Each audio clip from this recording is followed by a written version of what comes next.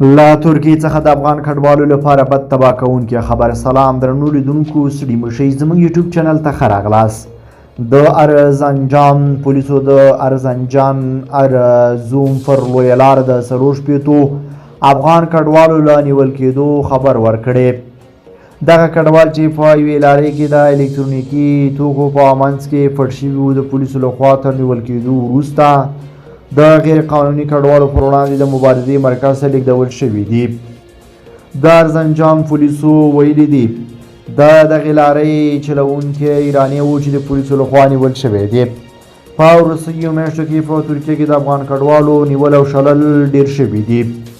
ترکیې د جمعې په ورځ هم څه د پاسه 80 افغان کډوال په اماسیا ښار کې نیولي وو چې بیرته افغانستان ته د شړلو لپاره یې دغه کډوال د بهرنیو اتباعو د شړلو مرکز ته ولېږدول. دغه کډوال هم په یوې لارۍ کې ترکیې ته تللي وو. په ورته وخت کې چې د ترکیې ولسمشر رجب طیب اردوغان د کډوالۍ په پالیسۍ کې د پام وړ بدلون اعلان کړ، د کډوالو په ځانګړې توګه د افغان کډوالو د نیولو او شړلو بهیر ګړندی شوی دی.